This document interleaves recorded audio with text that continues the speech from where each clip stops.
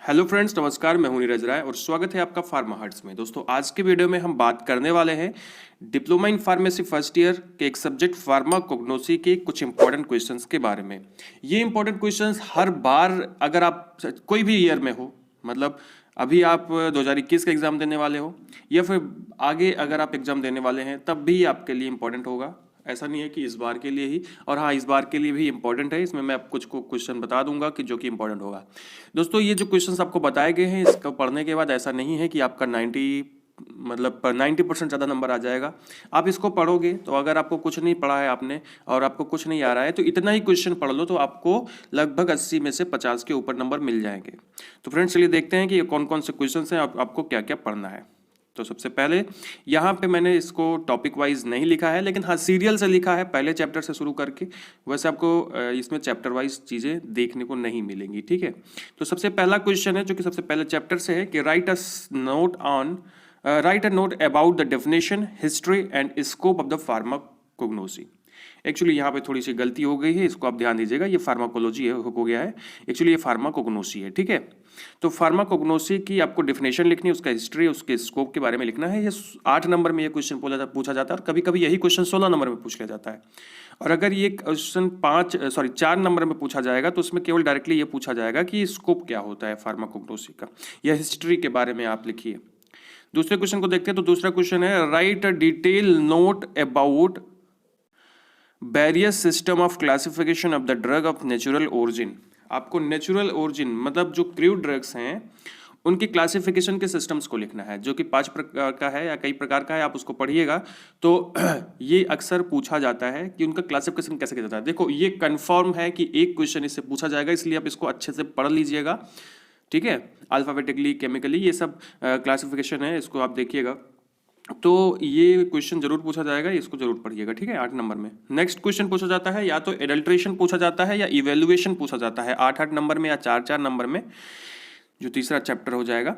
या फिर कभी कभी क्या करते हैं कि दोनों पूछ लेते हैं। तो describe about the adulteration and evaluation of the drugs, ठीक है। तो दोनों पूछ लेते हैं, तो आपको उसी तरह से लिखना है, बहुत ज़्यादा नहीं लिखना पड़ेगा।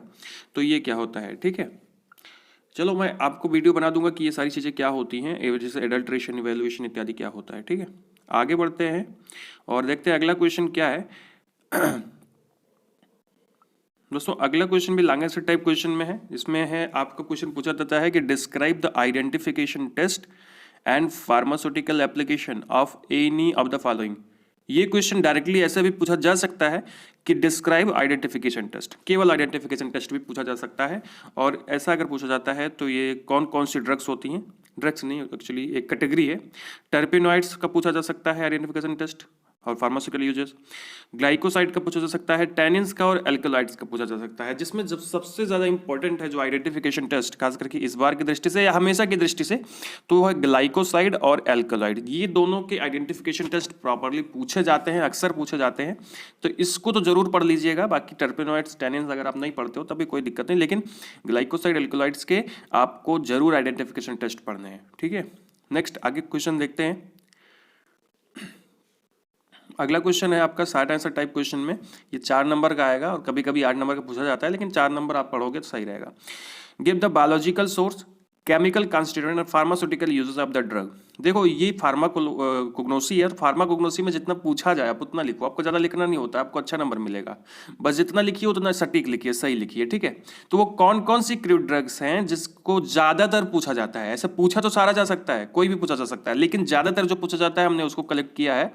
एलोई के बारे में, तुलसी, liquorice, digitalis, cannabis, cinnamon, opium, विनका, cinchona, गोखरू और कैस्ट्रॉल, ठीक है। तो इनके बारे में अक्सर पूछा जाता है, ठीक है। तो ये बात आप याद रखिएगा। तो ये सारी ड्रग्स जो थी उसको आप स्क्रीनशॉट लेकर उसको पढ़ लीजिएगा, वो बहुत ज़्यादा इंपॉर्टेंट हैं, ठीक है। और भी पूछी जाती है, लेकिन उतना ही आप ध्यान दीजिएगा। कभी कभी इस फैगुला भी पूछ लिया जाता है उसमें, ठीक है। आगे बढ़ते हैं। ये भी शॉर्ट आंसर टाइप क्वेश्चन है और इसमें क्वेश्चन आता है कि राइट अ शॉर्ट नोट। अब शॉर्ट नोट जब देते हैं, कौन कौन सी चीज़ें दी जाती हैं। Beeswax, mint oil, tragacanth, benzoin, volatile oil, honey, उसके बाद clove and cod liver oil. देखो, होता क्या है कि कोई भी चीज़ दी जा सकती है, लेकिन ये इतनी चीज़ जो मैं बता रहा हूँ ये इंपॉर्टेंट है, इसमें से 1 या 2 जरूर आएगा, मतलब 8 नंबर का क्वेश्चन आपका जरूर आएगा, फंसेगा, ठीक है। वो चाहे जब आप एग्जाम दे रहे हो, इससे बाहर नहीं पूछा जाएगा। मतलब मैंने बताया ना कि 50-80 में आप 50 नंबर पा जाओगे अगर आप इन सारे क्वेश्चंस को पढ़ते हो। आगे बढ़ते हैं नेक्स्ट और देखते हैं अगला क्वेश्चन क्या है, अगला किस टाइप का क्वेश्चन पूछा जाता है। तो दोस्तों अगला भी एक लॉन्ग आंसर टाइप क्वेश्चन है। देखो ये कैसे पूछा जाता है, ये क्वेश्चन पूछा जाता है कि discuss the collection preparation of the drug farm market.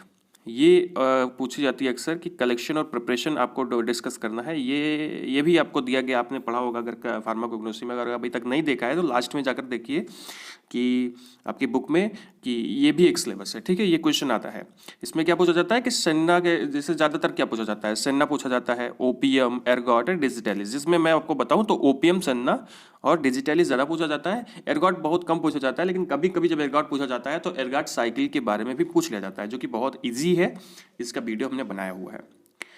Next जो क्वेश्चन पूछा जाता है वो होता है describe about the fibres used for the surgical dressing. ये नॉर्मली क्वेश्चन पूछ लिया जाता है कभी कभी कि सर्जिकल ड्रेसिंग में जो फाइबर्स यूज होते हैं उनको डिस्क्राइब करिए, जिसमें आपको जैसे कॉटन वॉटन पढ़ना पड़ता है कि कॉटन होता है, ठीक है। तो वो फाइबर्स जो कि सर्जिकल ड्रेसिंग में यूज होते हैं।